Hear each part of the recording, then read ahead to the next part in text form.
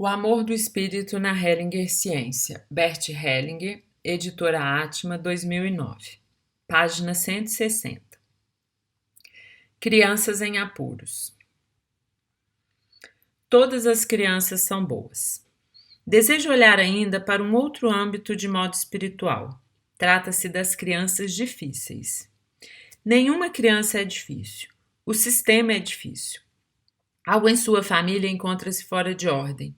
A desordem principal de uma família é que alguém foi excluído ou esquecido.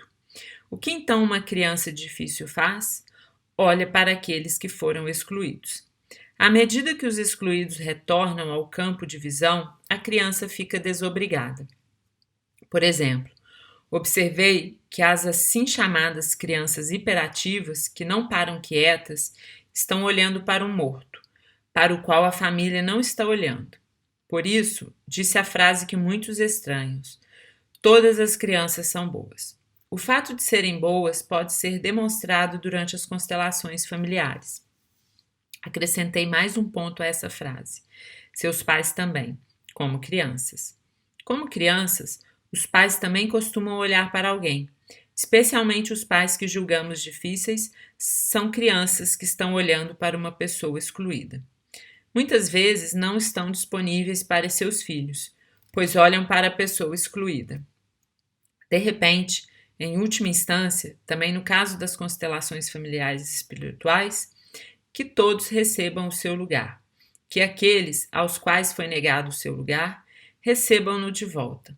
Assim, todos respiram aliviados. Darei um exemplo. Um dia, procurou-me o professor que cuidava de alunos difíceis, principalmente aqueles que eram ameaçados de serem expulsos do colégio. Tentou integrá-los com muito amor e com sucesso. Um dia me ligou dizendo: meu filho mais novo está tão agressivo que querem expulsá-lo do colégio. O que devo fazer? Podemos ver aqui que mesmo aquele que tem muita experiência e alcança muitas melhorias está entregue ao destino, porém não ao seu destino, e sim ao destino de outras pessoas da família. Disse a ele: venha a um curso meu com sua família. Ele veio com sua mulher e seus 2 filhos. O filho agressivo era o mais novo. Fui professor durante muitos anos. Sei como lidar com os meninos. Conheço o lado bom deles. Então, a família estava sentada ao meu lado. Olhei para eles e percebi imediatamente que a mãe desejava morrer.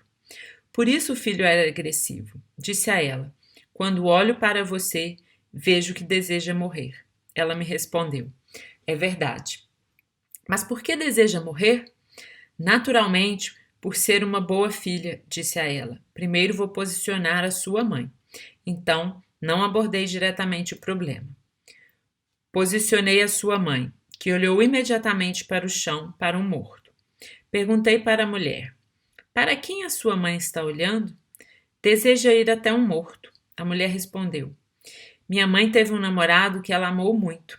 Ele morreu em um acidente de carro. Sendo assim, coloquei um representante para o namorado deitado no chão. Pôde-se ver que havia um grande amor entre ela e a pessoa morta. Ela era atraída para lá. Foi até ele e se abraçaram.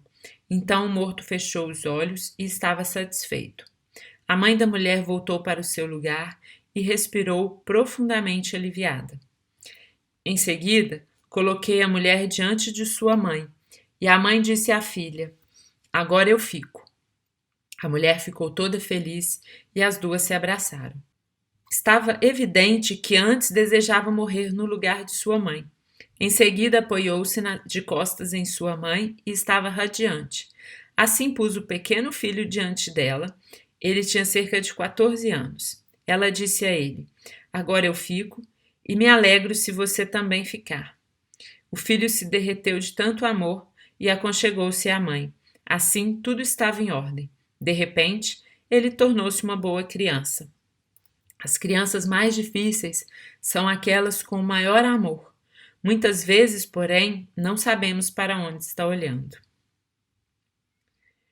Meditação. Nós, como crianças difíceis. Farei agora uma pequena meditação com vocês. Suponho que 20% de nós também foi um dia uma criança difícil. Abaixei um pouco a porcentagem por precaução. Porém, a maioria entre nós passou pela experiência de os pais se preocuparem conosco. Talvez tenhamos adoecido ou então nos comportávamos de um modo que pensavam: o que será desta criança? Ok, agora fechem os olhos e retornem à época onde causavam preocupações para seus pais ou adoeciam. Olhem com amor para essa criança e deixem-se guiar por ela. Para onde a criança olha? Para aquele para o qual a família não está olhando. Dizemos a essa pessoa: olhe para você com amor. Para mim, você faz parte. Então, talvez voltamos para nossos pais e dizemos a eles: estou olhando para alguém que amo. Por favor, olhem também comigo para lá. A maioria de vocês tem filhos. Talvez tenham também uma criança difícil, uma criança que os preocupa, que está doente, tem acidentes. Olhem para o mesmo lugar que essa criança está olhando, com amor. Talvez a criança esteja olhando para uma criança que foi abortada ou para alguém que vocês rejeitam, para alguém que talvez tenha sido, em uma geração passada, vítima de um crime realizado por alguém da família, talvez crimes cometidos na guerra, e a criança olha para isso. Ou então, olha para alguém que a família rejeita, por se envergonhar como, por exemplo, no caso de um criminoso, um assassino, alguém que realizou crimes durante a guerra. A criança olha para ele com amor, pois os outros se envergonham dele. Mesmo assim, ele faz parte, assim como todos os outros. Agora olhamos para essa pessoa com amor, através do amor do Espírito, que tomou todos a seu serviço, assim como são, sem distinção, pois os seus objetivos são mais amplos do que imaginamos. Vemos o efeito e o sentimos em nós, e sentimos como uma criança talvez possa se acalmar, como se sente melhor. Uma história para um órfão. O coordenador de um orfanato visitou um dos meus cursos em Moscou e trouxe um menino de 12 anos. O menino sentou-se ao meu lado e eu lhe contei uma história. Convivi muitos anos com a população negra da África do Sul. Um dia fui até o chefe da tribo e conversamos. Ele também me apresentou as suas mulheres. Tinha 4 e muitos filhos com elas. Então me falou de seus filhos, pois um menino o preocupava. Disse: não sei o que acontece com ele. Às vezes fica tão triste. Um dia o menino encontrou um amigo. Foram caminhar e encontraram mais um outro menino. Este era um pouco mais velho que eles. Disseram um ao outro: agora vamos olhar o mundo. Mas aquele menino disse: tem algo muito importante que preciso fazer antes, pois havia perdido alguém que lhe era muito caro. Disse: primeiro preciso ir até o seu túmulo. Foram juntos até lá. Quando estavam diante do túmulo, o menino disse: esperem mais um pouco. Antes preciso colher algumas flores. Colheu-as e se juntou aos outros diante do túmulo. De repente ficou triste, fechou os olhos e pensou nessa pessoa querida. Então sentou-se. Subitamente sentiu que a pessoa querida estava com ele. Sentiu de fato a sua presença, como se alguém colocasse os braços em torno dele e dissesse: estou sempre com você. Então ficou feliz. Assim partiram. Aquele menino olhou ao seu redor. De repente, tudo era muito mais belo do que antes. As flores estavam mais belas. Ouviu os passarinhos cantarem e pensou: jamais os ouvi cantar de modo tão belo. Passaram por uma macieira. O menino colheu uma maçã e a mordeu. Nunca uma maçã lhe tinha sido tão saborosa. Assim continuaram caminhando. À noite retornaram para casa. O chefe da tribo perguntou a seu filho: então, o que você fez? Você está completamente transformado. O menino disse: estou sim, pois encontrei um tesouro. Daqui por diante estará sempre comigo. Ajudar as crianças. Quero dizer algo aos educadores. Quando ajudamos demasiadamente uma criança, ela fica brava. Por isso ajudamos mantendo certa distância. Sobretudo, ajuda-se em nome dos pais. Nesse sentido, é importante nos colocarmos abaixo deles. Quando nos colocamos acima deles, como se fôssemos um pai ou uma mãe melhor, a criança fica zangada. A melhor maneira dos educadores ajudarem crianças que vivem em orfanatos é estando em sintonia com os pais deles. Isso inclui que concordem com que as crianças confiadas a eles possam tornar-se iguais a seus pais. Isso é importante, pois os filhos querem ser como os pais. Quando dizemos, por exemplo, a uma criança: seu pai foi um beberrão, nem pense em se tornar igual ao seu pai. A criança desejará, por lealdade ao seu pai, tornar-se igual a ele. É este o efeito na alma diante desse tipo de alerta. Quando, no entanto, a criança pode ser como o pai e diz a ele em sua alma: quero ser igual a você. Percebe como o pai o olha de modo carinhoso e talvez lhe diga: você também pode ser diferente de mim. Justamente através da concordância que uma criança pode ser tal como os pais, ela se torna livre para desenvolver-se para além da esfera dos pais. Através dessa concordância, o educador permanece no mesmo nível dos pais da criança. Toda criança ama seus pais, independentemente de como eles são. As crianças se sentem seguras com alguém que deseja ajudá-las, quando essa pessoa ama e respeita os pais que elas carregam dentro de si. Elas amam o ajudante ou a ajudante, pois sabem que eles se encontram em sintonia com seus pais e que podem encontrá-los sempre que assim desejarem. Ok. Antes da gente ler os exemplos que ele vai passar agora, vamos entender qual é a compreensão que o Bert Hellinger tem sobre o que ele chama de crianças em apuros, né? Juventude, adolescência difícil. Nenhuma criança é difícil, né? Então ele mostra que todas as crianças são boas, seus pais também. O que acontece é que existe uma desordem, algo que não está em ordem dentro da família dessas crianças, e essas crianças vão olhar para esses excluídos da família. Quem são esses excluídos? Aí ele cita um abortado, uma pessoa que foi rejeitada, pessoas que cometeram crimes, né? Então ele fala de casos específicos da hiperatividade, que tem a ver quando a criança olha para um morto, que a família não olha, e também da tristeza infantil, da depressão infantil, como isso pode estar associado a um morto e como esse ritual, essa completude que a alma pode adquirir ao entrar em contato com o morto, né? Ele cita essa ideia de colocar flores no túmulo e se reconectar com esse tesouro.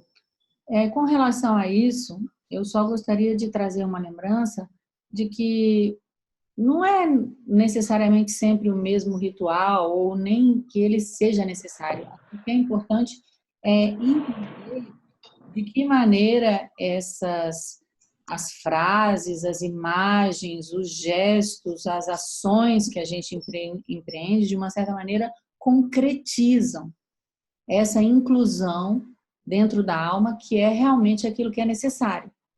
Então, eu posso fazer isso, por exemplo, se eu tenho uma pessoa que tem um filho que foi abortado, ele pode comprar um brinquedo para uma criança, entende? Para vocês poderem entender que isso não tem uma regra. Que o que ele fala aqui em relação às flores no túmulo ou outras ações práticas que a gente pode empreender no dia a dia são, na verdade, para ancorar a presença dessa pessoa que precisa ser incluída dentro da aula. Tá? E a importância de a pessoa que estiver ajudando a uma criança que está em apuro possa estar ajudando em nome, em sintonia, em concordância com os pais dessa criança. E poder observar, por mais difícil que seja essa criança, ou grave as ações que ela comete, que é tudo feito por um amor maior. Né? Então, aí no caso específico da lei, como é que nós vamos pensar sobre a maioridade penal? como é que nós vamos pensar sobre os crimes que são cometidos por crianças e adolescentes a partir dessa perspectiva. E aqui tem essa meditação, que eu gostaria que vocês também marcassem aí no livro, que é maravilhosa, porque quem ele fala em 20% de nós foi uma criança difícil, mas ele mesmo diz, 20% é pouco. Então, não deixe de ser também algo de maneira prática que vocês podem aplicar no trabalho de vocês. Exemplo: criança portadora de deficiência. Agora eu concordo. Nota preliminar. Para muitos pais, terem uma criança portadora de deficiência significa um abalo de suas expectativas futuras. Por um lado, se encontram conectados por um profundo amor a seu filho e sofrem com ele, pelo menos na maioria dos casos. Por outro, repreendem a si mesmos e procuram pôr um culpado entre eles e em outras pessoas, por exemplo, nos médicos. Dessa forma, no entanto, perdem a conexão mais imediata que têm com seu filho e também consigo mesmo. O que ajuda os pais nessa situação? Quando reconhecem o seu destino e também o destino do filho como um movimento do espírito que os conduz, assim como seu filho, em direção a um caminho especial.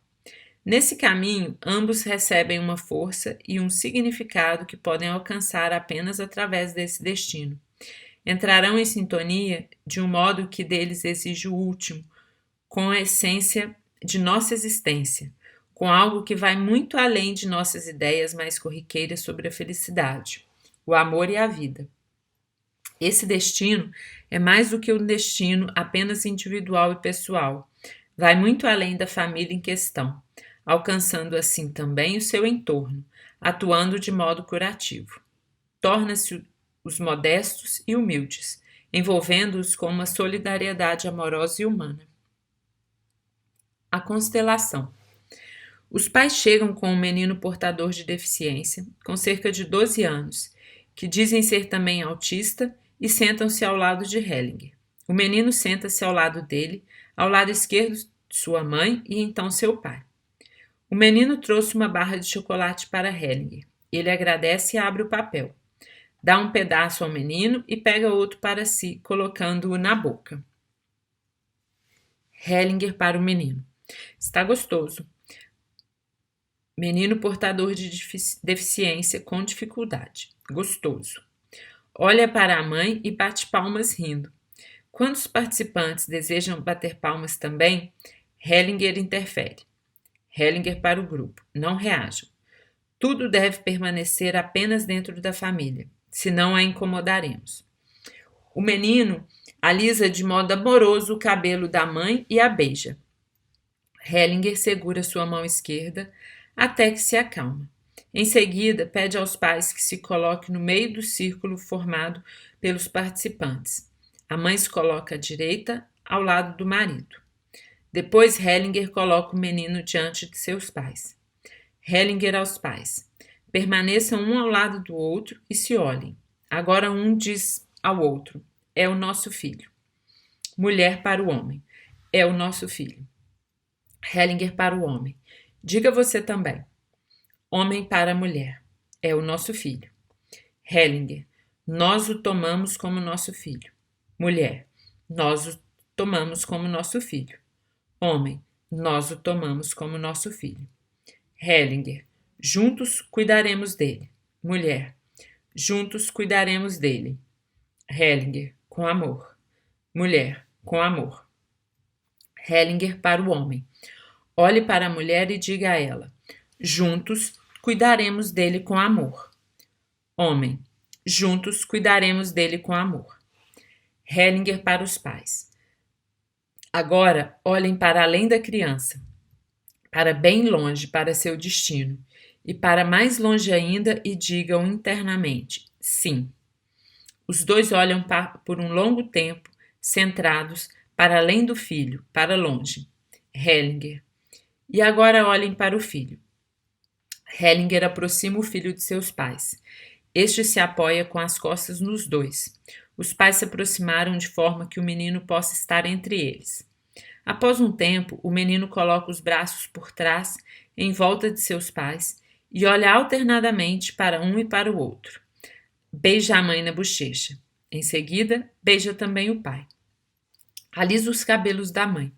A seguir, encosta-se a cabeça no peito do pai e diz: Papai. Volta-se para sua mãe e diz a ela, várias vezes, Mamãe. Então diz a ele, vocês são a minha família. Hellinger aos pais. Ok, isso foi tudo que pensei aqui. Mas sentem-se novamente ao meu lado. Para o grupo. Em uma situação como esta, onde os pais têm um filho portador de deficiência, algumas vezes se sentem-se culpados. Aqui podemos ver que a mãe se sente culpado. Ele olha para ela e para o marido. Para o marido. O marido sabe disso, sabe sim. Hellinger pede que a mulher se levante e a conduz mais uma vez até o seu lugar na constelação. Os dois se olham longamente nos olhos. Hellinger para a mulher. Agora olhe para longe. Ela olha para longe. Hellinger está ao lado dela e a toca no ombro. Após um tempo. Agora recolha internamente todos os seus desejos, todas aquelas grandes expectativas que você tinha. Tome-as de mãos abertas e as oferte. A mulher olha constantemente para longe. Suas mãos estão abertas como se segurasse algo de grande porte. E diga internamente, por favor. Após um tempo, você está de mãos abertas para aquilo que está sendo presenteado agora. A mulher continua olhando para longe e diga internamente, agora concordo com amor. Ela continua olhando durante vários minutos, centrada e de mãos abertas para longe. De repente, vira a cabeça de modo aliviado e sorri para seu marido e filho. Os dois haviam se levantado. O homem está abraçando o filho por trás e este segura a cabeça do pai por trás com uma mão. Todos se sentam novamente ao lado de Hellinger. Hellinger, acho que podemos parar aqui. Tudo de bom para vocês.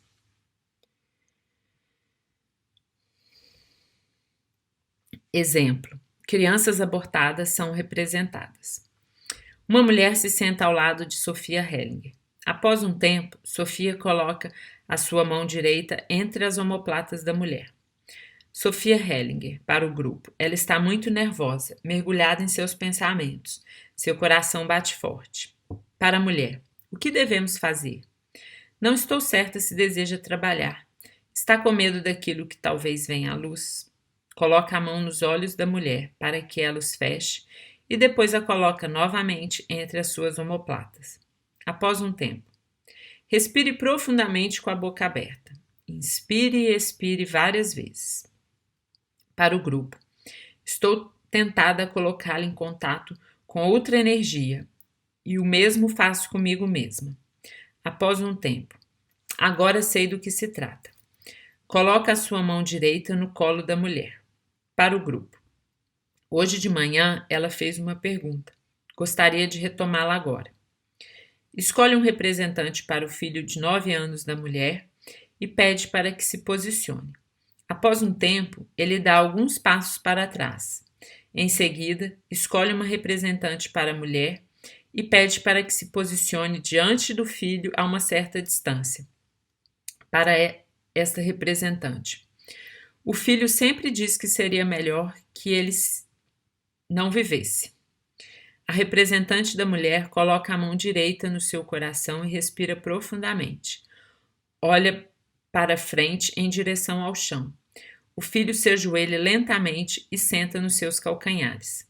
Sophie escolhe um homem como representante e pede que se sente de costas diante do filho, para que olhe, assim como ele, em direção à mãe. Ele representa uma criança abortada, conforme se torna claro mais adiante. Para o grupo. A representante da mãe diz que não consegue olhar para essa criança. Vê apenas os dedos do pé dela. A representante da mãe continua respirando profundamente e aponta para frente. Sophie para a mulher. O segundo filho também é um menino? Mulher. É. Sophie escolhe um representante para esse menino e pede para que se sente ao lado de seu irmão nos calcanhares. Para o representante do irmão mais velho: para quem você está olhando? Filho mais velho: olho apenas para essa criança diante de mim. Sophie para a mulher: o que exatamente seu filho disse? Mulher: ele diz: eu preferia me matar. Preferiria não ter nascido.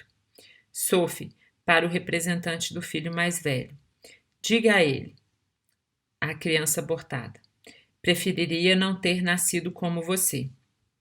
Filho mais velho: preferiria não ter nascido como você. A representante da mãe está muito comovida, porém não olha. O segundo filho se aproxima mais do irmão abortado.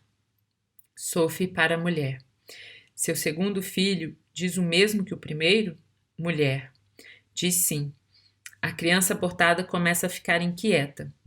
Sophie para a representante da mulher: diga a ele, não quis você, mas agora não quero olhar para você. Representante da mulher: não quis você, mesmo agora não quero olhar para você. Sophie: diga a seus filhos, concordo que vocês o assumam no meu lugar, obrigada. Representante da mulher: concordo que vocês o assumam no meu lugar, obrigada. A representante da mulher respira profundamente e assente com a cabeça. A criança abortada deita-se lentamente de costas. O filho mais jovem deita ao lado dela. Os dois se olham e se abraçam.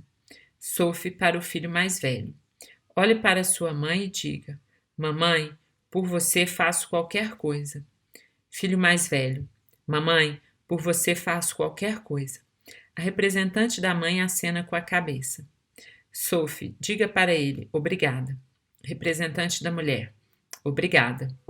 Sophie: eu concordo. Representante da mulher: eu concordo. O filho mais velho deita igualmente ao lado da criança e a abraça.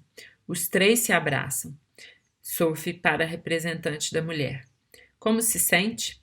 Ela fica inquieta e movimenta os braços, hesitando. Então anda lentamente em torno das crianças deitadas no chão. Sophie para o grupo: desejo esclarecer algo. A mulher tem 2 filhos. Um deles, ou até os 2, dizem abertamente o que a família esconde, porque sua mãe não olha. Isso precisou continuar um segredo. Agora a verdade veio à luz. Agora que a verdade veio à luz, ela está mais calma internamente. Antes estava inquieta. Tem 3 filhos, e não apenas 2, mas não consegue olhar para um deles.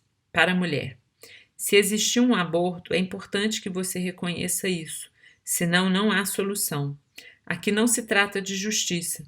Se você reconhecer isso, existirá uma possibilidade de salvar as outras crianças.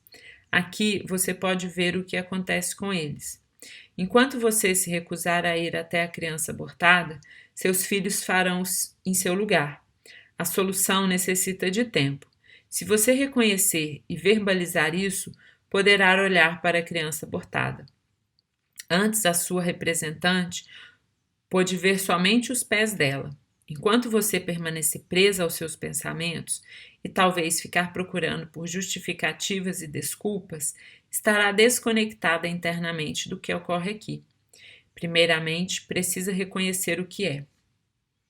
Quantos anos você tinha quando aconteceu? Mulher: 17. Sophie para o grupo: imaginem só, uma menina tão jovem. Talvez tenha sido apenas por uma noite e de repente percebe que estava grávida. Subitamente tudo mudou. Vocês podem sentir o que isso significa para uma mulher? 17 anos e não tem mais volta? A representante da mulher está diante dos 3 filhos e olha para eles. Está indecisa se deve ir até eles. Sophie para a representante da mulher: talvez essa tenha sido a solução para você até agora. Diga aos seus filhos: antes vocês do que eu. Representante da mulher: antes vocês do que eu. Ela sacode a cabeça enquanto diz. Sophie: como se sente? Representante da mulher: não quero isso. Sophie para a mulher: você verá o que vai acontecer agora. Tudo ainda está no ar. A representante da mulher continua indecisa. Então se agacha lentamente, toca com a mão direita o pé da criança abortada, porém olha para outra direção, não para as crianças. Sophie para a mulher. Existiu mais uma criança? Existiu sim. Sophie, está certa disso? Mulher, sim. A representante da mulher estende a mão esquerda para frente, como se quisesse tocar alguém. Em seguida, curva-se profundamente nessa direção. Após um tempo, ergue-se novamente e toca seu pescoço com a mão. Sophie para a mulher. Ela se sente culpada. Sentimentos de culpa, no entanto, nunca trazem a solução. Você havia escolhido o nome para a criança? Mulher. Sempre achei que era uma menina. Dei-lhe um nome, chamei-a de Greta. Não sabia se era uma menina ou um menino. Tinha apenas uma sensação de ser uma menina. Sophie. Diga, Greta. A mulher hesita. Sophie escolhe uma mulher para esta criança e pede para que se posicione diante da representante da mulher. Esta diz: tem alguém por aqui, mas consigo ver apenas seus pés. Então se abaixa até o chão e toca com a outra mão os pés da mulher, representante da criança. O filho mais novo senta-se e olha para ela. Ela o olha de modo amoroso e lhe estende a mão. Sophie para a mulher. Será que eram gêmeos? Sophie vai até a representante de Greta e quer afastá-la da representante da mãe. Esta, no entanto, não a solta. Ela seca as lágrimas. Sophie para a mulher. É estranho. Para a representante da mulher. Diga a ela, agora vejo seu rosto. Representante da mulher. Agora vejo seu rosto. Sophie para a mulher. Houve algo especial na família do pai dessas crianças? Mulher. Ele tinha uma irmã gêmea. Sophie conduz a outra representante até as crianças. O filho mais novo, ainda ajoelhado, toma sua mão e encosta sua cabeça nela. Sophie, a criança abortada abriu os olhos e está aliviada, assim como o filho mais velho. Para a representante da mulher. Agora você pode olhar. A representante da mulher se deita entre a criança abortada e o filho mais velho e abraça os dois. A representante de Greta também se ajoelha e olha em direção ao filho mais novo. Todos se abraçam. Agora estão juntos da mãe, conectados através de um abraço profundo. Após um tempo, Sophie pede para que os dois filhos se levantem. Eles se levantam e se abraçam por trás e olham para baixo, para os outros. A representante da mãe permanece intimamente abraçada à criança abortada. A representante de Greta está ajoelhada e olha para ela. A mãe também estende o braço em sua direção e a aproxima de si. Greta agora se deita ao lado da outra criança abortada. A mãe olha de modo amoroso para os dois e os acaricia. Sophie, para o filho mais velho. Diga à criança abortada, sou o terceiro. Filho mais velho, sou o terceiro. Sophie, você é o primeiro. Filho mais velho, você é o primeiro. Sophie, agora sou o terceiro. Filho mais velho, agora sou o terceiro. Sophie, você permanece o primeiro. Filho mais velho, você permanece o primeiro. Sophie ao filho mais novo, sou o quarto. Filho mais novo, sou o quarto. Os dois filhos vivos riem um para o outro e acenam com a cabeça. Sophie, como estão? Filho mais velho, muito melhor. Filho mais novo, melhor. Sophie escolhe um representante para o pai dos dois filhos e o coloca diante deles. Para o filho mais velho, diga a seu pai. Temos mais 2 irmãos. Filho mais velho, temos mais 2 irmãos. Sophie, sou o terceiro. Filho mais velho, sou o terceiro. Sophie, por parte de minha mãe. Filho mais velho, por parte de minha mãe. Sophie, para o filho mais novo. E eu sou o quarto. Filho mais novo. E eu sou o quarto. Sophie, temos ainda uma irmã e um irmão. O pai e os 2 filhos se aproximam lentamente e se abraçam profundamente. Nesse meio tempo, Sophie conduziu a mulher para diante dos 2 filhos abortados que ainda estão intimamente abraçados à representante da mulher. Sophie pede que a representante se levante e dê alguns passos para trás. A mulher chora. Para a mulher, permaneça forte, diga a eles, não quis vocês. Mulher, após um momento de hesitação, chorando. Não quis vocês. Sophie, essa é a verdade. Mulher, essa é a verdade. Sophie, para a mulher, abra os olhos. Para o grupo, acho que posso parar por aqui. Não posso fazer mais por ela. O resto ela precisa fazer por conta própria. Precisa saber que enquanto não der um lugar a essas duas crianças, seus filhos irão no lugar até elas. Sua representante lhe mostrou o que deve fazer e sua alma sabe. Seus filhos agora sabem que são o terceiro e o quarto e se sentem seguros com seu pai. A mãe não precisa ter pena de si mesma. Ela fez isso. Não podemos dizer que teria sido melhor se tivesse agido diferente, pois também esses filhos concordam com seu destino. Se a mãe reconhecer o que fez, ficará mais forte para cuidar dos outros filhos. Até agora, não foi possível, pois as crianças abortadas esperam ser reconhecidas por ela. Reconhecer o que foi e dizer sim para as consequências é um movimento divino.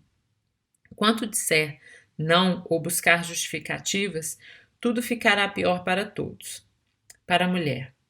Quantos anos as crianças teriam agora? Imagine que elas tivessem 25 anos agora. Como seria isso para você? Mulher, seria maravilhoso. Sophie, imagine como seria. Seus filhos sabem, por isso dizem que seria melhor se não estivessem vivos. A solução certa para eles seria que essas crianças fossem reconhecidas. Está em suas mãos, apenas em suas mãos. Para a representante, obrigada. A mulher agradece a Sophie e volta ao seu lugar. Bert Hellinger. Esse tipo de trabalho revela o que significa expor-se a tudo o que aconteceu e a todas as consequências. Não houve uma tentativa aqui de encobrir, amenizar ou desculpar algo.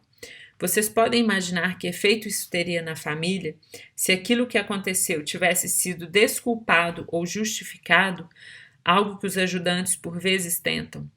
Alguns não ousam nem mesmo verbalizar a palavra aborto, perguntar a alguém se houve um, mesmo quando está evidente. Esse tipo de ajuda se torna um grande jogo onde pessoas inocentes são sacrificadas. Quero agradecer à mulher por ter tido coragem de revelar a sua questão. Podemos aprender bastante. Isso nos encoraja a nos expormos de modo diferente a situações onde se trata de vida e morte. As consequências para a mulher. Sophie Hellinger para o grupo. Direi ainda algo a respeito do procedimento. Apenas após ter entrado em contato com ela, com uma energia superior, através da respiração conjunta, eu pude me expor à questão. Antes ela estava presa aos seus pensamentos e seu coração estava explodindo. Toda sua energia estava na cabeça. Depois, no momento, através da respiração, a energia se deslocou para seu colo. Senti o mesmo em relação a mim e soube imediatamente que algo diferente havia acontecido neste caso. Coloquei minha mão em seu colo para sentir se essa energia permanecia com ela ou se desaparecia. Se desaparecesse, sei que não poderia trabalhar com ela. Essa energia parecia ser quente e sofrida. No caso de um aborto, ocorre algo diferente com a mulher. Um médico na Califórnia fez o aborto de mais de 1.000 crianças. Depois quis saber melhor o que ocorre em um aborto. Com a ajuda de uma câmera, revelou o que ocorre com um embrião que já se encontra um pouco desenvolvido no colo da mãe antes do aborto. A criança sente a ameaça. Quando a pinça é introduzida, ela tenta escapar. O vídeo mostra essas tentativas da criança. O médico exibe em todos os lugares para que todos saibam o que ocorre com uma criança durante um aborto. Quando uma mulher passou por um aborto, a energia da criança ainda permanece em seu colo. A energia não pode ir embora enquanto o aborto não for reconhecido e verbalizado pela mãe. O homem não é atingido da mesma forma pelo aborto. Imaginem que uma mulher passou um tempo breve com um homem e logo após a relação acabou. De repente, a mulher percebe que parou de menstruar. O que ocorre na mulher? Nada é mais como antes. De repente, tudo mudou. Não é mais uma menina e nem uma jovem mulher. Em poucos meses será mãe. Se decidir abortar a criança, será sempre a sua decisão. Não pode transferi-la para ninguém, como, por exemplo, para sua mãe, mesmo que tenha apenas 14 anos. As consequências para as crianças. Durante um congresso na Espanha, um juiz nos disse algo sobre a sua experiência com mulheres e seus filhos. Por vezes, seus filhos são tão agressivos que as mães começam a ter medo deles. Chamam a polícia, pois não sabem mais como lidar com essas crianças. Ele nos contou que há 5 anos atrás ainda não tinham casos desse tipo. 4 anos atrás havia apenas 3 ou 4 casos dessa espécie. Há anos eram 20 e 2 anos atrás 200. A agressividade das crianças sempre se voltava contra as mães, jamais contra os pais. Durante o congresso, em uma constelação com uma mulher que não sabia mais como lidar com seu filho de apenas 2 anos, revelou-se que a criança se acalmou imediatamente quando a criança abortada foi novamente incluída. Para a mulher, é esse o efeito que uma criança tem sobre os outros filhos, até que a mãe esteja pronta a tomá-la em seu coração e dizer a ela: agora você é bem-vinda. Essa criança agora teria 25 anos de idade. Imagine tudo aquilo que teria sido possível deste modo e permita que exerça um profundo efeito sobre você, sem nenhum sentimento de autopiedade. Apenas olhe para ela. Então, verá imediatamente a transformação de seus filhos. Se você olhar apenas para eles e disser: por vocês faço tudo, vocês vivem, nada muda. Os dois esperam que você dê o seu amor para essas outras crianças. Para o grupo. Precisamos considerar mais um ponto. Se a mãe presentear seus 2 filhos vivos com o amor e a atenção que deveria existir para os 4, os filhos vivos não saberão como lidar com isso. É demais para eles. Sufoca mais do que ajuda. Para a mulher, é assim? Ela confirma. Para o grupo. Já ajudei a várias mulheres com essas observações e indicações. Quando a mulher disse às crianças abortadas durante a constelação: não quis vocês. Acalmaram-se imediatamente. A sua alma deseja que ela o diga. Para a mulher. Como se sente agora? Mulher, estou calma. Sophie Hellinger. Olho sempre para essas crianças. Meu amor é deles. Provavelmente também terão filhos mais tarde. Ao invés de visitar nossos filhos no cemitério, daremos a eles um lar na família, para que possam viver nele. Para a mulher. Você tem um jardim na sua casa? Ela acena com a cabeça. Plante 2 árvores para os 2 filhos em um lugar bonito. Sempre quando olhar para eles, diga: olá. Desse modo, ficarão em sua memória. O que aconteceu um dia permanecerá para sempre conosco. Agora você está com outra aparência.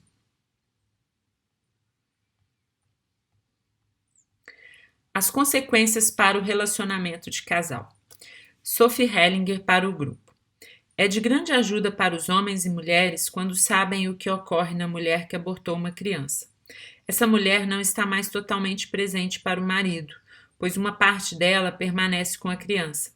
Com frequência, o marido que se encontra nessa situação diz a ela: você não está realmente disponível, está sempre em outro lugar. Não está aqui para mim. Para a mulher, é assim com seu marido? Ela acena com a cabeça. Para o grupo, parte dela está com esses filhos. Para a mulher, se essas crianças forem reconhecidas, algo também poderá se modificar aqui. Para o grupo, devemos considerar mais um ponto. Muitas mulheres trazem um olhar que revela uma grande saudade. Muitos homens se sentem atraídos por esse olhar. A saudade, porém, aponta para outra direção, muitas vezes para uma criança abortada. Por vezes, um homem quer salvar a mulher. O que, no entanto, pode realmente fazer? Nada, pois essa saudade não está direcionada a ele, e sim a uma criança abortada.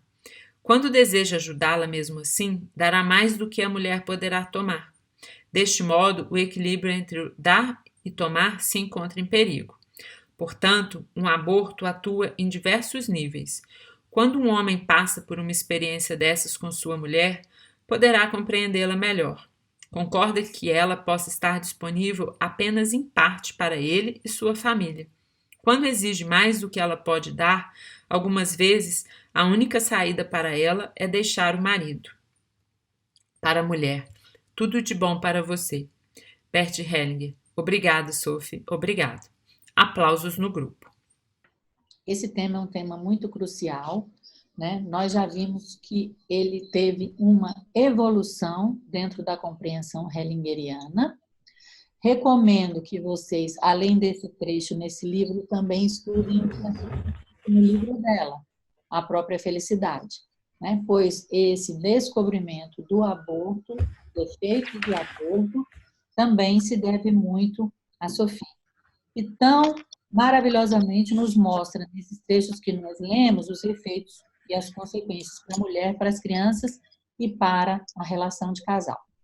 Eu gostaria de falar alguns pontos importantes. Ela menciona algo que é essencial para um constelador, que é observar a respiração. Então, ela menciona a respiração profunda, a respiração não profunda, conjunta com o cliente. Ok? Uma maneira de você acessar aquilo que o seu cliente está vivenciando no seu inconsciente, no seu mundo interior, é a respiração conjunta. Prestem atenção a essa observação, onde que o cliente está olhando, se ele está olhando realmente para o mundo exterior, se ele está olhando para as suas imagens internas, de que maneira ele está preso aos seus pensamentos e à confusão dos seus sentimentos, tá? Então, isso exige do constelador uma ressonância. E a gente já viu aqui nesse livro também o que significa essa sintonia, tá? O aborto, a compreensão atual do aborto, gente, é onde tem cachorro. Onde está o cachorro latindo? Esse microfone que precisa. Então, o aborto, compreensão atual. Vejam bem, houve uma evolução. A primeira compreensão é que o aborto, primeiro, não eram contabilizadas essas crianças que faziam parte do aborto. Depois, a compreensão foi que isso era um segredo da mãe e do pai, que deveria ser mantido com a mãe do pai, com a mãe e o pai. E agora, a compreensão atual que nós temos dentro da Hellinger-ciência do aborto é que ele precisa ser reconhecido e verbalizado. E para a criança, o que é importante para a criança? Para a criança é apenas importante que ela saiba o seu lugar. Então, se por um lado a gente vai trazer a presença do irmão, por outro lado, tampouco deixamos a criança sair do lugar dela de criança e entrar no mérito da questão. Aqui o que importa realmente é o lugar que a criança tem para a criança, para o casal, que seja feito um luto juntos e para todos esse reconhecimento. Depois, então, o aborto e toda essa decisão sobre a vida e sobre a morte traz para a mulher e para o feminino aquilo que, dentro do nosso programa, e às vezes nas palavras da Sophie Helling, ela chama de o peso de ser mulher. O que é isso? Está nas mãos da mulher a vida e a morte. Ao homem cabe o mundo, mas a decisão crucial, essencial da vida, sim ou não, está na mão da mulher. Então, isso faz parte e, por exemplo, contribui, por exemplo, para essa compreensão de que, apesar da mulher, num certo sentido, estar à esquerda do homem, enquanto uma companheira, enquanto um sexo, enquanto aquela parte responsável da existência pelo sim e pelo não, ela tem esse peso e, por isso, de uma certa maneira, tem uma precedência. Se ela diz não, a vida não vai para frente.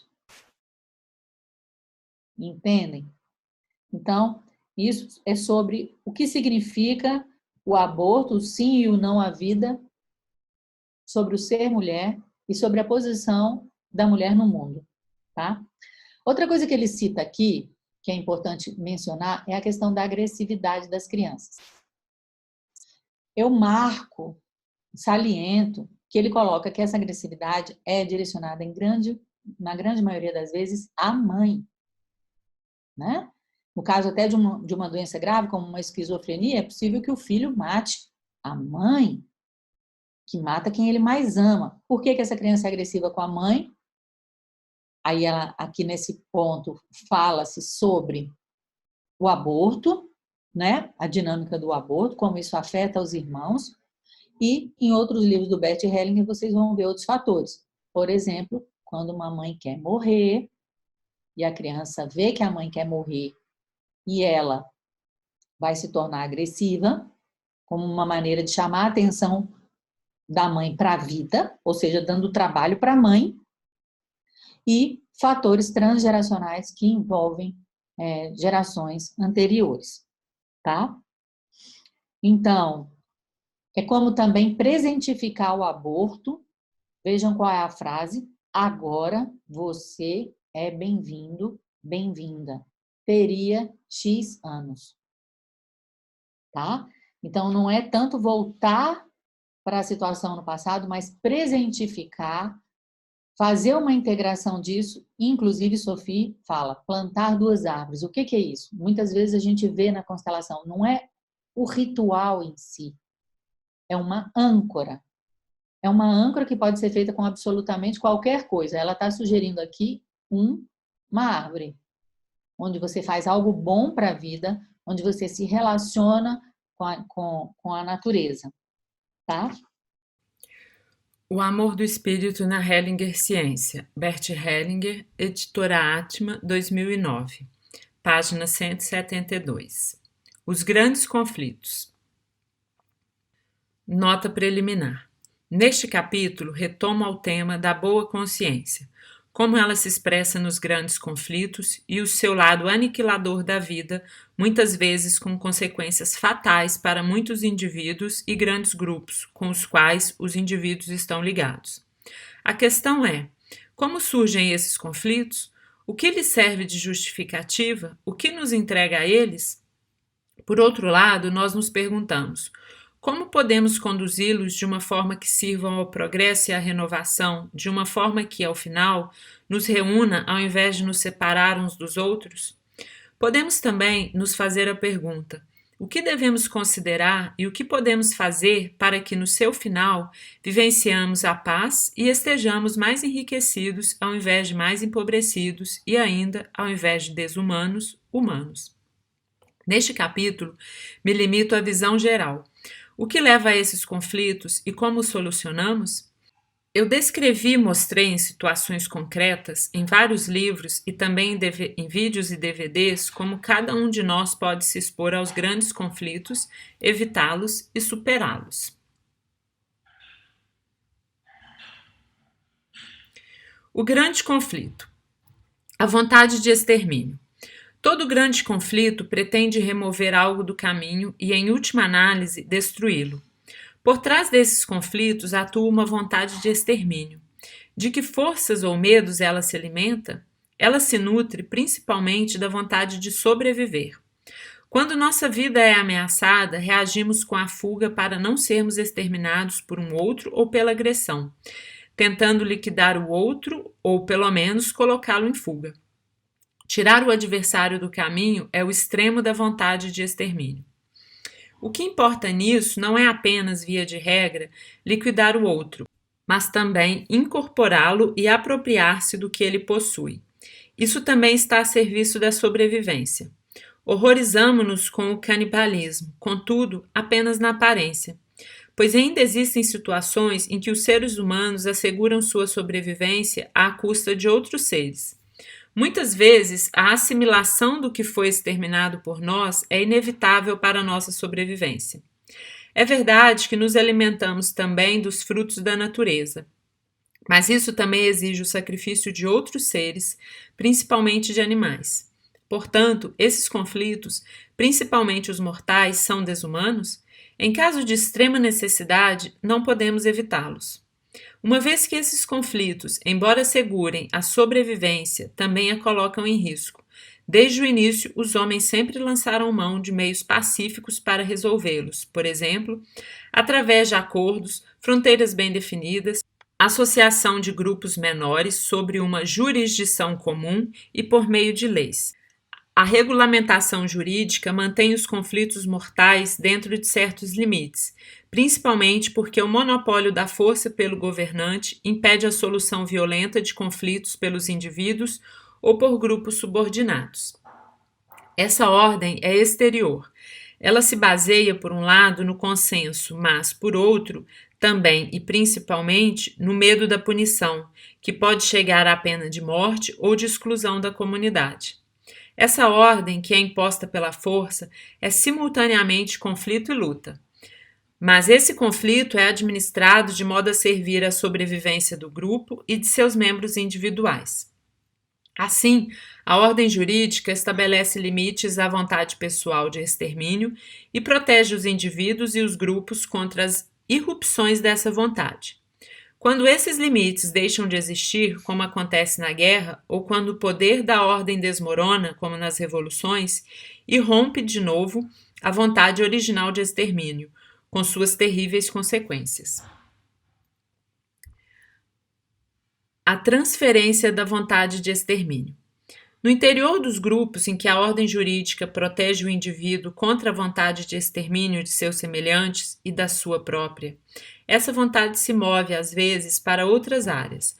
Por exemplo, manifesta-se em disputas políticas, mas também em muitas disputas científicas e ideológicas. Que nessas áreas também atua frequentemente uma vontade de extermínio é o que vemos sempre que abandonamos a objetividade. Em vez de buscarmos juntos a melhor solução pela observação e pela comprovação objetiva, procuramos difamar os representantes do partido ou da tendência contrária, muitas vezes com calúnias e ofensas. Tais agressões pouco diferem da vontade física de extermínio. Pelo seu sentimento e pela sua intenção, elas visam a destruição do outro, pelo menos moralmente, declarando-o um inimigo do grupo com todas as inevitáveis consequências. Pode o indivíduo proteger-se contra isso? Ele está entregue ao conflito, mesmo que não intervenha nele. Contudo, existe o perigo de que, ao reagir a tais agressões, ele também sinta igual vontade de extermínio e dificilmente consiga resguardar-se dela. A justiça. Essas disputas tiram sua energia, não apenas da vontade de extermínio, mas também de uma necessidade comum a todos os seres humanos de equilíbrio entre o dar e o tomar, entre ganhos e perdas. Nós a conhecemos também como necessidade de justiça. Só teremos paz quando alcançarmos esse equilíbrio. Por isso, a justiça é para nós um bem altamente valioso. Mas isso acontece em todos os casos ou apenas em determinado contexto, quando se trata da compensação de um bem? Pois a necessidade de justiça tem consequências totalmente diversas quando se trata de perdas e danos. Esclareço com um exemplo. Quando alguém nos faz algum mal, planejamos vingança, isto é, para compensar, queremos causar um mal também a essa pessoa. Por um lado, pela necessidade de compensação. Aqui seria pela necessidade de justiça. Por outro, porém, também nos impele a vontade de sobrevivência e extermínio. Queremos impedir que o outro nos torne a ferir e causar danos. Por isso, ao nos vingarmos, ultrapassamos a necessidade de compensação e justiça e causamos mais sofrimento e dano ao outro do que ele nos causou. Mas ele também quer vingança, e assim o conflito entre nós nunca tem fim. A justiça torna-se aqui um pretexto para a vingança. Em nome da justiça, faz-se valer novamente a vontade de extermínio. Damos uma paradinha aqui, porque ele está falando das raízes dos conflitos. Ele já falou de 2 raízes, antes dele passar para a terceira, vamos fazer uma pequena revisão. Então, o que atua por trás de todos os conflitos? Ele chama de vontade de extermínio, né? Que ela é uma vontade natural à vida, que tem a ver com a vontade de sobreviver. Então, faz parte disso, né? Só que ele fala o seguinte, que dentro dessa vontade de extermínio não está presente apenas aniquilar ou exterminar o outro, mas existe como Os canibais, uma necessidade de apropriação, de incorporação do outro. Então, é como se fosse, pela morte, eu também possuo algo dessa pessoa ou desse grupo que eu assassinei, excluí. Dá para entender isso? Isso é muito importante. É como se... Por quê? Dentro da constelação familiar, como são formadas as nossas comunidades de destino? As nossas comunidades de destino são formadas por laços biológicos e existenciais. Todas as vezes que é feito um assassinato, ou seja, que eu entro num conflito muito grave com uma outra pessoa e, por consequência, sua família, seu país, sua cultura, o que vai acontecer? Inevitavelmente, essas pessoas vão fazer parte da minha comunidade de destino. Então, imagine você, se eu mato e ainda não incorporo isso, porque isso vai estar ligado de qualquer maneira no meu grupo, na minha comunidade de destino. Então, a vontade de extermínio vem junto com uma necessidade de assimilação, de incorporação do outro, de algo novo, e que é inevitável, porque isso vai ser a consequência do assassinato. Ok? Bom, ele também fala dessa necessidade da vontade de extermínio, da vontade de sobreviver, que tem a ver com a própria alimentação, né? Por mais que a gente se alimente só de verduras e frutas, vai envolver uma morte de alguma maneira. Então, esse tipo de vontade de extermínio não pode ser totalmente excluída, exterminada. A vontade de extermínio não tem como acabar, ela faz parte da vida, né? E, ao mesmo tempo que ela assegura a vida, eu luto pelo meu lugar, ela também coloca a vida em risco. Ok? Então, ela é um dos assuntos paradoxais e complexos sobre os quais a Hellinger Ciência se debruça de uma maneira muito corajosa. Outra coisa que ele vem mencionar, e a gente precisa citar, é a questão da regulamentação jurídica. Qual é o papel da ordem jurídica nos conflitos? Ou seja, ela vai estabelecer limites externos que podem vir de um consenso ou que podem se estabelecer através do medo de uma punição. Né? Ou seja, essa ordem jurídica que é imposta, muitas vezes ela busca maneiras de administrar esse conflito a serviço da vontade do grupo. Tá? Outra coisa que ele vem falar sobre algo muito importante, como lidar de uma maneira nova com a ordem jurídica e através da compreensão da Hellinger Ciência, através da observação e da comprovação. Então, isso é o que a gente faz ao longo das constelações familiares. A gente observa determinados assuntos, determinadas situações e observa também seus efeitos na pessoa e na família. A reação a um conflito, ela também vem de algo natural e está movida pela vontade de extermínio. E aqui eu gostaria de finalizar essas considerações falando sobre a justiça. Né? Que a justiça vem, a necessidade da justiça vem dessa vontade de extermínio e da necessidade de equilibrar essa vontade de extermínio no nível social, mas ela também vem da compensação, né? Ou seja, da necessidade de compensação nas trocas humanas. E o que ele fala da vingança?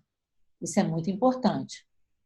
Que a vingança excede os limites da compensação. Ok? É como se ela fosse um pouco além. Ela vai além do limite. Ela parte dessa necessidade de equilíbrio, se fundamenta dentro da vontade de extermínio, de assegurar o meu lugar na vida, de assegurar meu ganha-pão, o que quer que seja, mas extrapola os limites.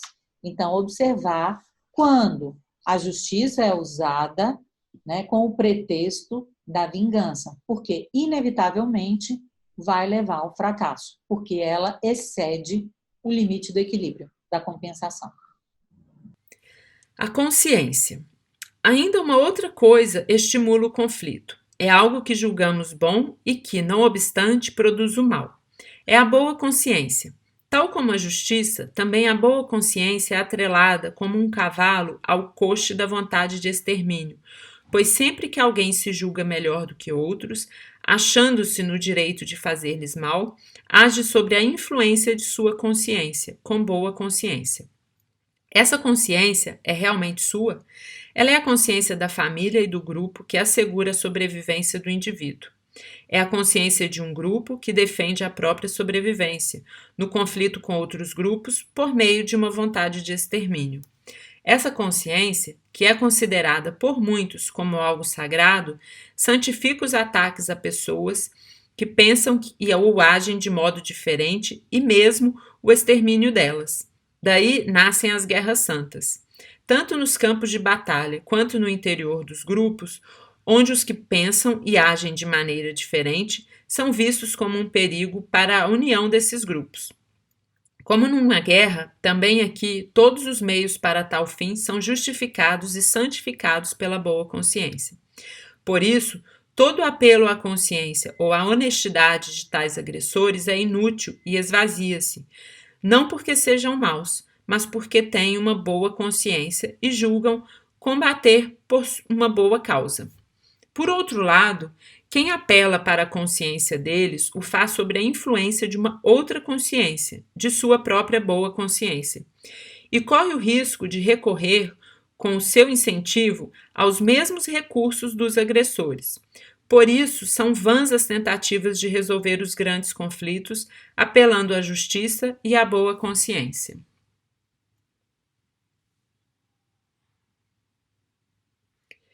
A ameaça do novo. Tudo que abala as tradições é sentido como ameaça, tanto pela consciência individual quanto pela consciência do grupo, se é que podemos diferenciar as duas, pois, afinal de contas, toda consciência é a consciência de um grupo. O que é novo ameaça a coesão desse grupo e, consequentemente, a sua sobrevivência em sua forma atual, pois quando um grupo abre espaço ao novo, precisa reorganizar-se para não se dissolver. Por esse motivo, muitas ideologias políticas desmoronaram depois de algum tempo, por não poder resistir duradouramente à percepção da realidade, a exemplo do comunismo. Isso, porém, só ocorreu depois que muitos que apontaram para o caráter ilusório dessas ideologias foram executados em nome da sobrevivência desses grupos ou condenados à morte de outras maneiras, por exemplo, por fomes decorrentes da aplicação dessas ideologias. Somente quando os grupos que apoiam as novas compreensões ficam suficientemente fortes para proteger seus integrantes contra a vontade de extermínio dos velhos grupos, é que seus adeptos se sentem seguros da própria vida. Quem se aventura cedo demais está ameaçado. O exemplo de muitos hereges e outros dissidentes nos serve de advertência. Entretanto, os que crucificaram hereges ou os que queimaram em praça pública eram maus por causa disso?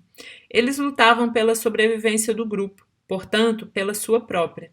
Sua vontade de extermínio estava a serviço dessa sobrevivência e agiam com boa consciência.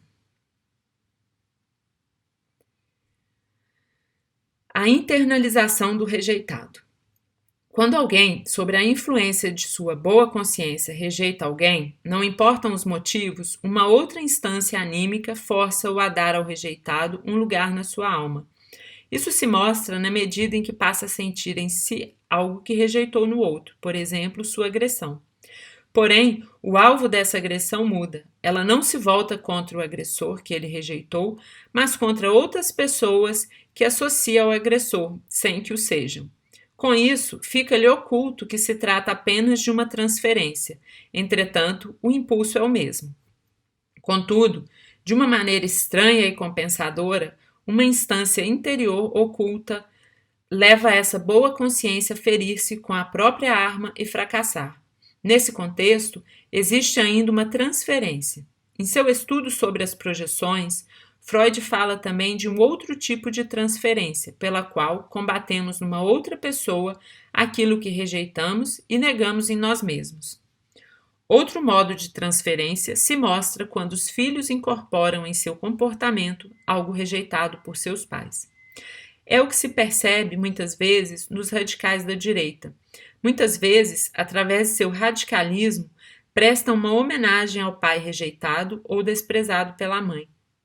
Vemos isso também em muitos que combatem os radicais de direita. Eles o fazem com a mesma agressão e os mesmos meios, todos, porém, igualmente com boa consciência. O campo. A imagem de campo nos permite entender melhor esses contextos. Rupert Sheldrake fala de um campo espiritual ou de um espírito ampliado, que chamou de Extended Mind. Ele observou que existe uma comunicação entre seres vivos que somente podemos entender quando admitimos a presença de um campo espiritual, em cujos limites esses seres se mantêm e se movem. Como poderia explicar-se, de outra maneira, que um animal encontra exatamente a planta de que precisa para aliviar um sintoma físico ou que um cão sabe quando seu dono está voltando para casa? Somente a admissão desse campo comum permite compreender também os fenômenos manifestados nas constelações familiares. Por exemplo, que os representantes de algum membro da família, quando colocados uns em relação aos outros, de repente passam a sentir-se como aquela pessoa que representam, embora nada saibam a seu respeito. Nesse campo, todos estão em ressonância entre si. Ninguém e nada pode escapar-lhe. Até mesmo o passado e os mortos continuam nele, presentes e atuantes. Por isso, todas as tentativas de excluir uma pessoa ou de livrar-se dela são fadadas ao fracasso. Pelo contrário, o que foi excluído, desprezado ou exterminado ganha mais poder nesse campo com as tentativas de eliminá-lo. Quanto mais se tenta eliminá-lo, tanto mais fortemente ele atua. O campo fica perturbado e em desordem até que também o reprimido seja reconhecido e receba o lugar que lhe cabe. Campo e consciência. Podemos entender melhor os modos de atuação da consciência, levando em consideração a associação com os campos espirituais. Então fica evidente que nos movemos em diferentes campos e, por essa razão, também temos diferentes consciências. As reações da consciência nos mostram como atuam um determinado campo, quem é incluído por ele, quem e o que dele é excluído ou reprimido. Assim, a influência da boa consciência polariza o campo. Isso significa que apenas uma parte do campo aplicada às relações humanas, apenas uma parte das pessoas que o integram são reconhecidas como pertencentes. Na linguagem da consciência, os que são admitidos são bons. Mas bom, no sentido da consciência, é apenas quem rejeita e exclui o diferente. Entretanto, o que foi reprimido ou excluído não pode ser expulso do campo. Pelo contrário, reforça-se nele. Por consequência, o que foi reprimido coloca sob uma pressão crescente os pretensos bons. Isso se mostra porque estão constantemente se defendendo contra o pretenso mal em sua alma e em seu entorno. Nessa luta contra a sombra de sua luz, eles se consomem, até que se esgote sua força e eles cedam lugar ao mal ou sucumbam a ele. Entretanto, sem respeitá-lo, sentindo-se derrotados e com má consciência. Qual é, portanto, o grande conflito? É o conflito entre a boa e a má consciência. Daí nascem os conflitos mais implacáveis entre os grupos e dentro da própria alma. O delírio. Sob a influência da boa consciência e da irresistível necessidade de pertencer, nasce um movimento dotado de um zelo cego. Ele desperta, por um lado, um sentimento exaltado de inocência, boa consciência e vinculação ao próprio grupo e volta-se cegamente contra outros. Esse movimento leva a uma disposição de morrer, associada a uma vontade de extermínio contra outros, sem que outros entrem no campo de visão como seres humanos. Eles são sacrificados anonimamente ao paroxismo dessa exaltação, como alimento para um ídolo cego, e são assassinados em sua homenagem. Por isso, o grande e ao mesmo tempo insensato conflito retira sua força de tal delírio. Nesse delírio, naturalmente existem graus, mas o movimento básico é o mesmo.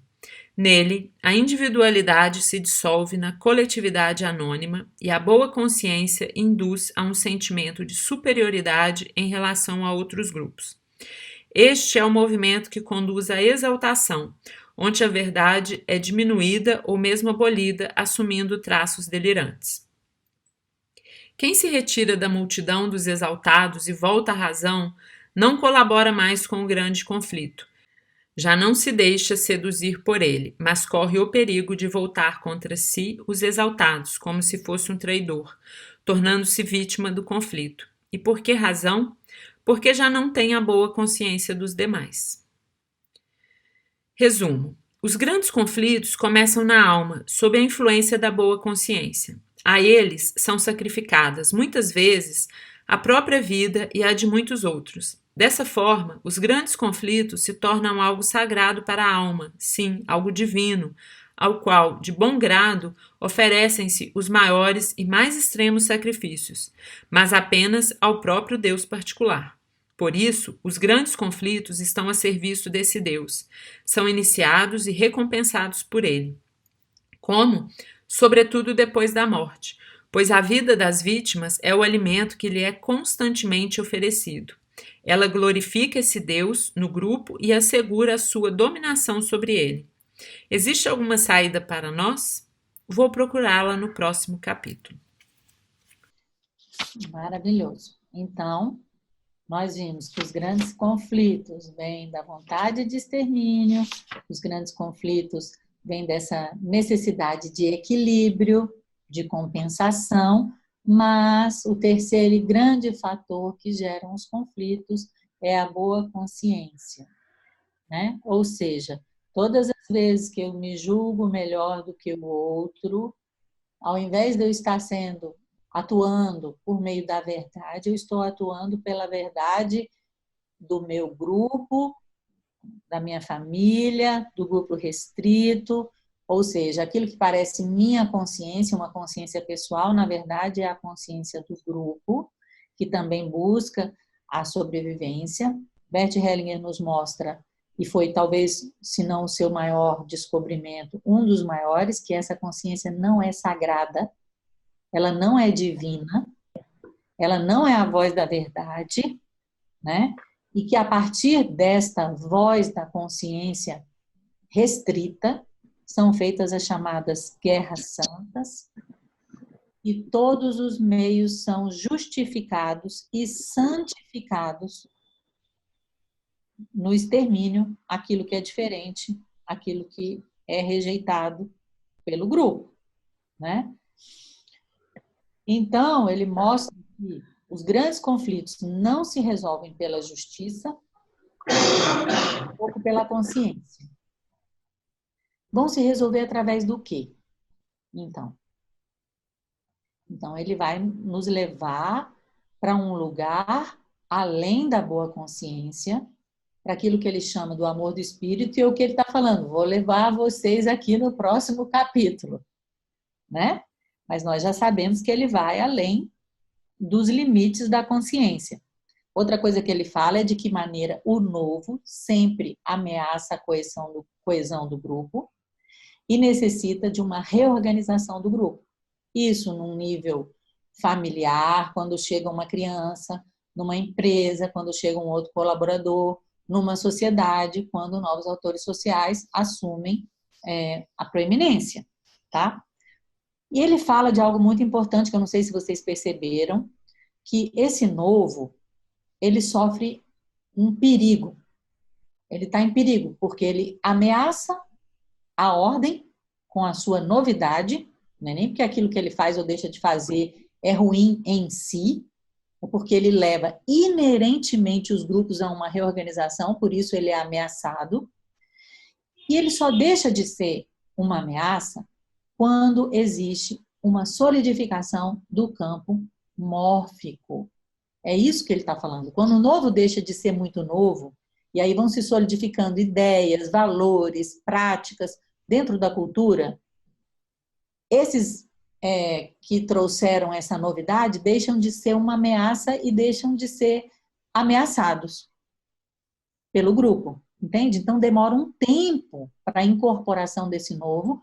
Isso tem a ver com a maneira como atua o mórfico. Porque uma coisa é o campo mórfico, que tem a ver com os valores, com as ideias que estão presentes dentro da cultura, e outra coisa é o campo morfogenético, que não são apenas as ideias, as memórias, as vivências, mas também são tudo aquilo que está envolvido na carga genética da família, tá? Ele faz uma menção direta ao campo morfogenético, a mente estendida, esse conceito que foi difundido em grande medida pelo Rupert Sheldrake, por esse biólogo, mas que quando a gente vai olhar dentro da literatura, já tinha sido cunhado por um outro biólogo, um outro embriologista, chamado Alexander Gurwitch, tá? Fato normal dentro da história da ciência. Às vezes uma pessoa vai disseminar e vai se tornar famosa, mas aquela ideia já nasceu não apenas antes, mas até concomitantemente com outras pessoas. Como a gente vê o caso do avião, que se considera Santos Dumont e os irmãos Wright, como as pessoas que desenvolveram o avião, tá? Isso não quer dizer melhor ou pior, faz parte da dinâmica desse campo morfogenético, tá?